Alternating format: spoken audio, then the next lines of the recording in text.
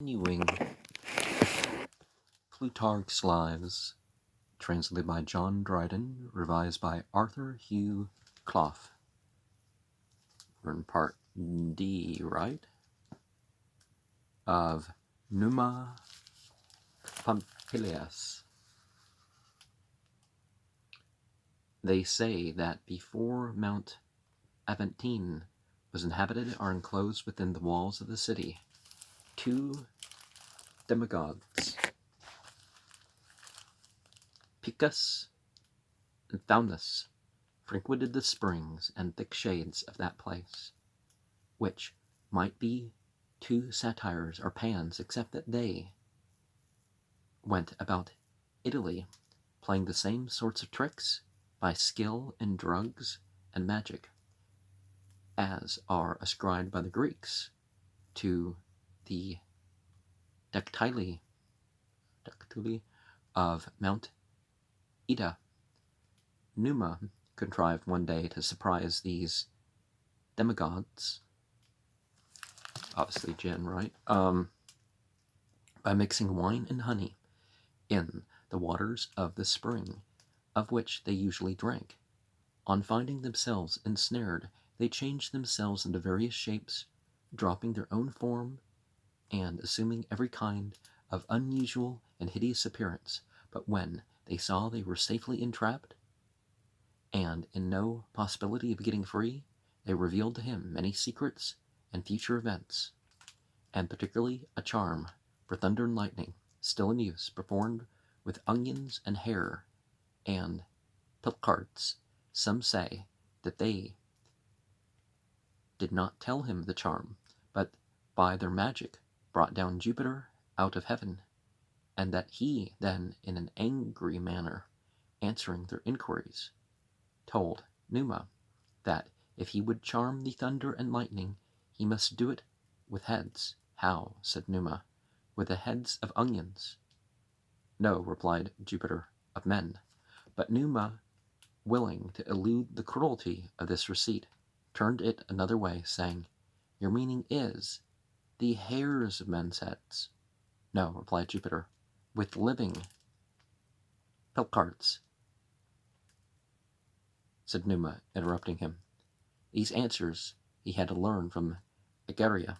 Jupiter returned again to heaven, pacified, and Ilias are perpetuous the place was, in remembrance of him called Hicium, from the Greek word, and the spell in this manner affected. And that's one of the things the practitioner of Seher, are the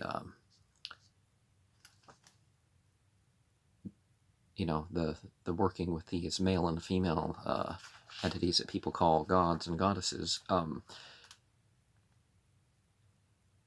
If you work at it, perhaps what's being asked for won't be so extreme. These stories, laughable as they are, show us the feelings which people then, by force of habit, entertain towards the entity, and Numa's own thoughts are said to have been fixed to that degree on divine objects that he once, when a message was brought to him that enemies are approaching, answered with a smile, and I am sacrificing. It was he also that built the temples of Faith and Terminus, and taught the Romans that the name of Faith was the most solemn oath that they could swear. They still use it, and to the entity Terminus, our boundary, they offer to this day both public and private sacrifices upon the borders and stone marks of their land, living victims now, though anciently those sacrifices were solemnized without blood, for Numa reasoned that the entity of boundaries who watched over the peace and testified to fair dealing should have no concern with blood. It is very clear that it was their king who first prescribed bounds to the territory of Rome. For Romulus would but have openly betrayed how much he had encroached on his neighbor's lands, had he ever set limits to his own, for boundaries are indeed a defense to those who choose to observe them, but are only a testimony against the dishonesty of those who break through them. The truth is that the portion of lands which which the Romans possessed at the beginning was very narrow, until Romulus enlarged them by war. All those acquisitions Numa now divided amongst the indignant commonalty, wishing to do away with the extreme want, which is a compulsion to dishonesty, and by turning the people to husbandry, to bring them, as well as their lands, into better order. Now, aside from just war taking the edge off, at the very least, of going to war, in my country, war is usually about the corporate or other elite wealth.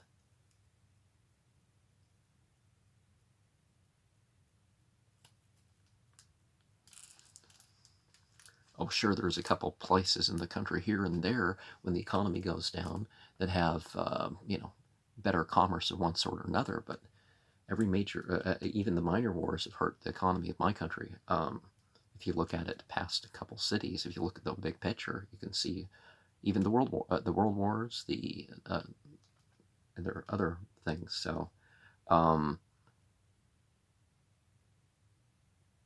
So, yeah, definitely the division of wealth acquired in the war is beyond merely the soldiers and the financiers. For there is no employment that gives so keen and quick a relish for peace as husbandry and a country life, which leave in men all that kind of courage that makes them ready to fight in defense of their own, while it destroys the license that breaks out into acts of injustice and rapacity. Numa, therefore, hoping agriculture would be a sort of charm to captivate the affections of his people to peace, and viewing it rather as a means to moral than to economical profit, divided all the lands into several parcels, to which he gave the name of pagus, or parish, and over every one of them he ordained chief overseers, and, taking a delight sometimes to inspect his colonies in person, he formed his judgment of every man's habits by the results, of which, being witness himself, he preferred those to honors and employments who had done well, and by rebukes and reproaches incited the indolent and careless to improvement. So see, we have the origin of the word pagan. Now, the city dwellers didn't end up being called pagan, and it didn't have anything to do with a different thing. They just didn't have individual little they usually didn't have anything to guard in the city. They did commerce.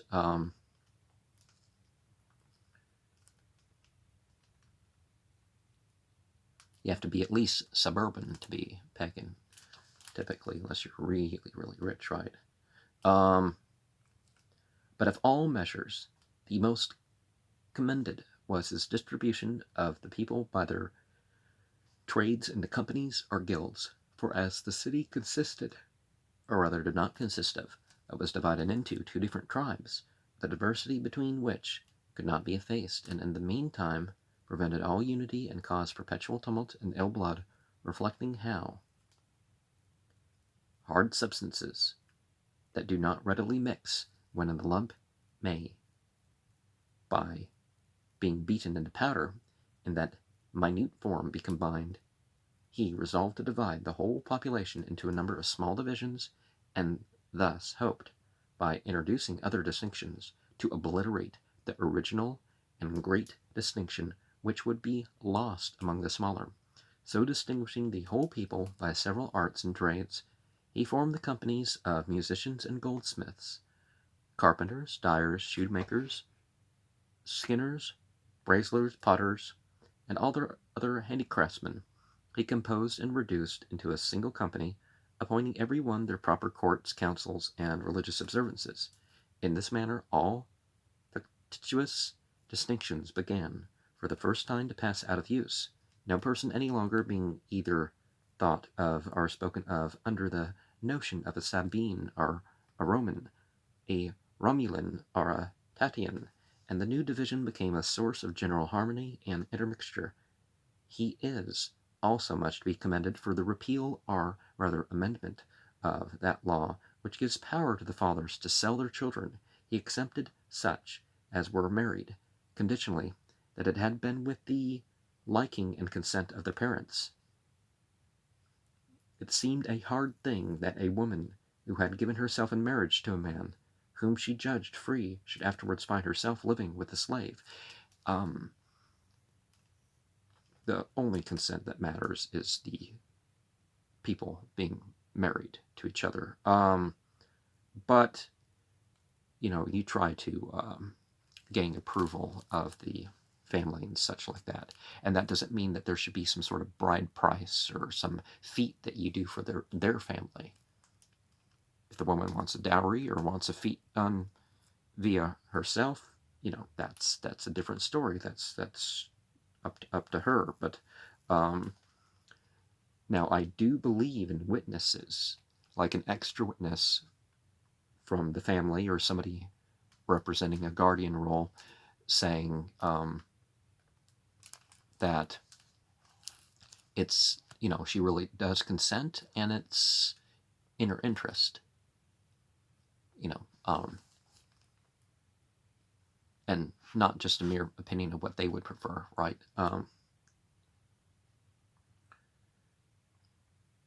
He attempted, also, the formation of a calendar, not with absolute exactness, yet not without some scientific knowledge.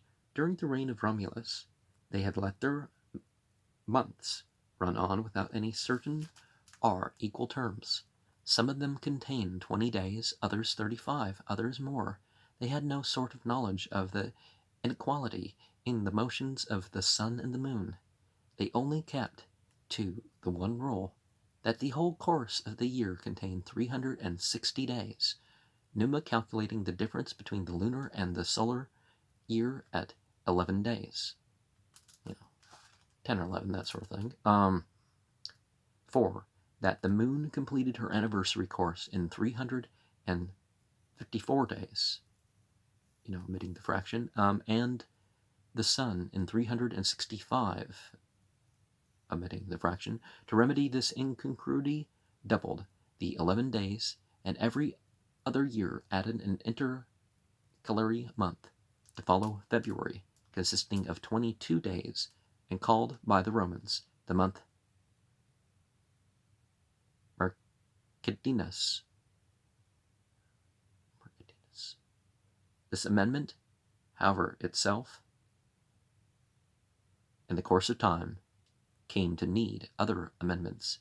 He also altered the order of the months. For March, which was reckoned the first, he put into the third place, and January, which was the 11th, he made the first, and February, which was the 12th and last, the second. You see the sort of confusion that's going to show up when you look in these manuscripts is when they were. You're going to see a different order for these things.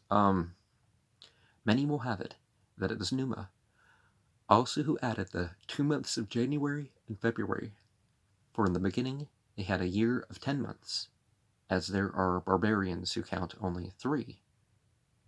The Arcadians in Greece had but 4. The Acarnanians 6.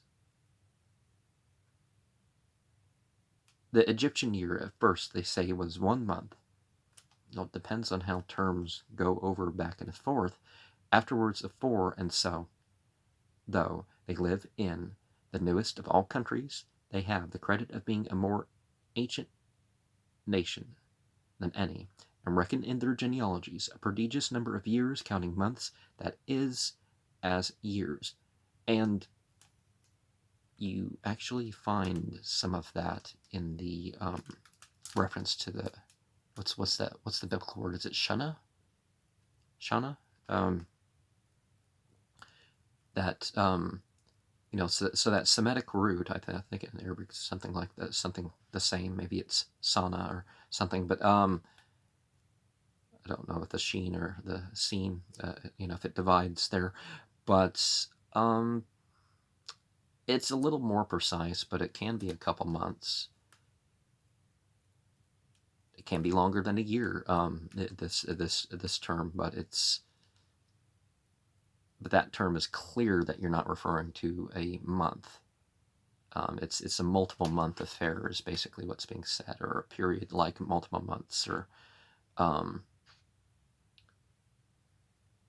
that the Romans at first comprehended the whole year within 10, and not 12 months. Pliny appears by the name of the last, December meaning the 10th month, and that March was the first is likewise evident, for the 5th month after it was called Quintilis, and the 6th Sextilis, and so the rest. Whereas if January and February had in this account preceded March, Quintilis would have been 5th in name and 7th in reckoning.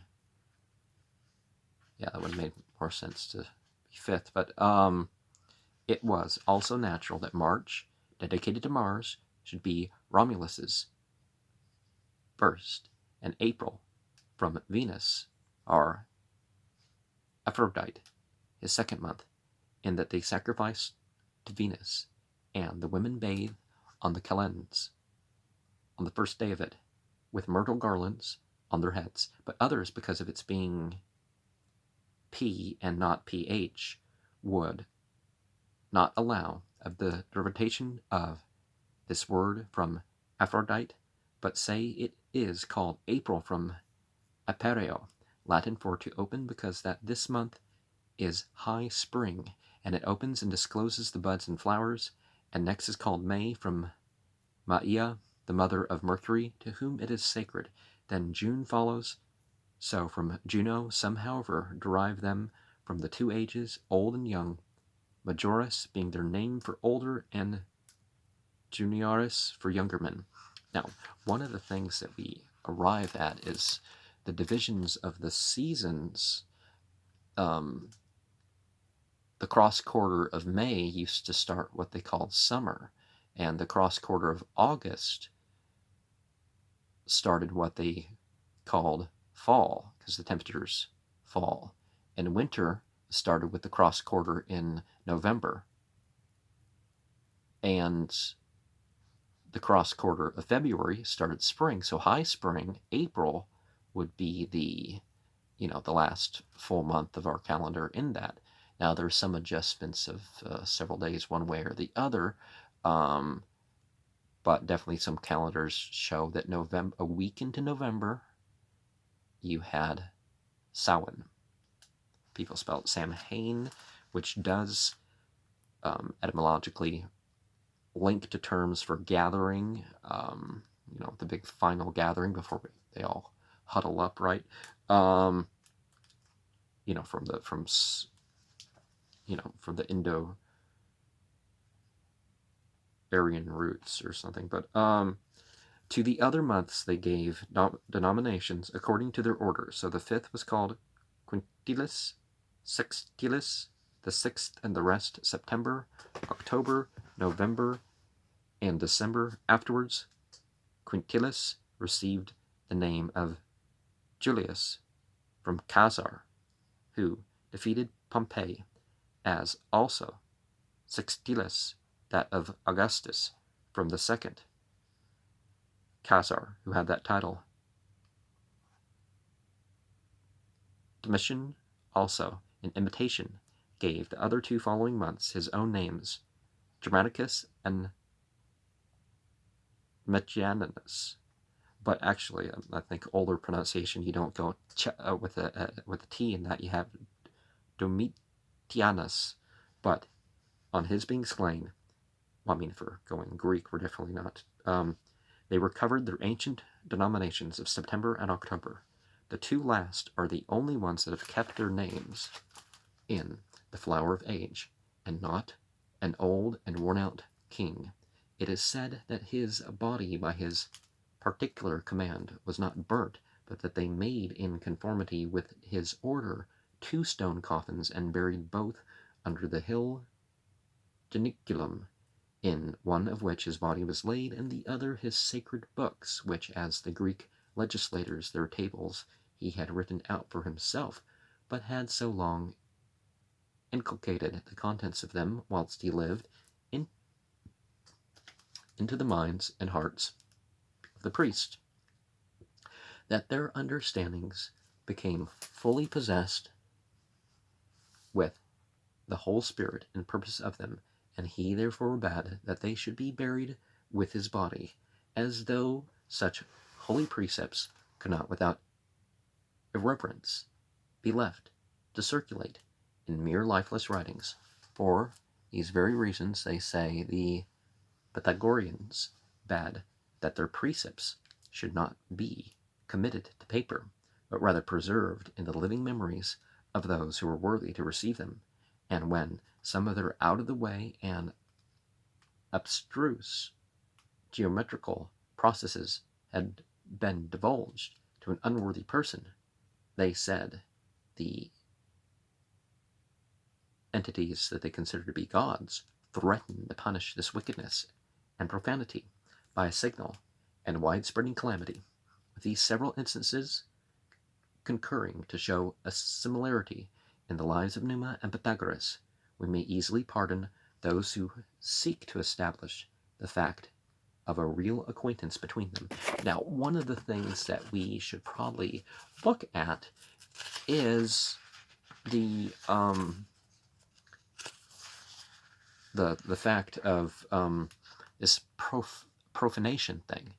It's using something, well, secular, and of course releasing some ideas about math and astronomy and all that sort of sciences that the priesthoods used to have. I mean, it used to be part and parcel. Apparently, I've encountered a family that believes the world's less than 6,000 years old or something. Down here, I didn't know they believed that, because I was being told by my father that they believe that. But that thing in the Bible about don't use God's name in vain, it's actually don't use God's name profanely.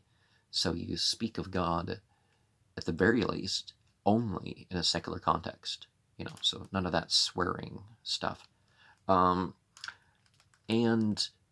also, to take it a little bit further, you may only, it may be this sort of case where you only talk about the spiritual things amongst the spiritual community. Valerius Antias writes that the books which were buried in the aforesaid chest or coffin of stone were 12 volumes of Holy Writ and 12 others in Greek philosophy, and that about 400 years afterwards, when P.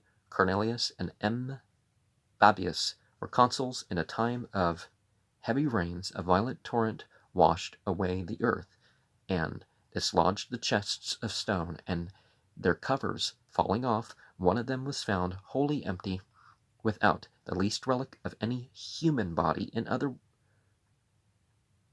other were the books before mentioned, which the Praetor Pompilius, having read and perused, made oath in the Senate that, in his opinion, it was not fit for their contents to be made public to the people, whereupon the volumes were all carried to the Comitium, and there burnt. Gotta be another way. It is the fortune of all good men that their virtue rises in glory after their deaths, and that the envy which evil men conceive against them never outlives them long. Some have the happiness even to see it die before them. But in Numa's case also, the fortunes of the succeeding kings served as foils to set off the brightness of his reputation. For after him there were 5 kings, the last of whom ended his old age in banishment, being disposed from his crown.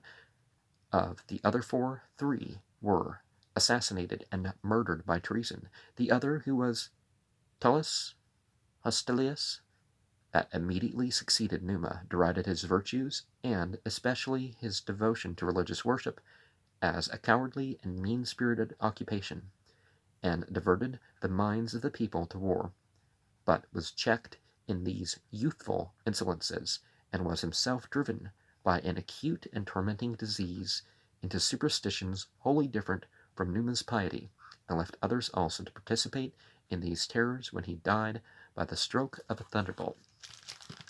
Now, some superstitions would, direct somebody's spending and stuff. Other superstitions otherwise, but who judges a superstition and how exactly we define that other than survivals of whatever? Because some of the survivals, maybe they don't know. Like people that talk about the irrational commandments. I forget the Metsuwa something, and Metsuwa is the rational. I don't know the names of that.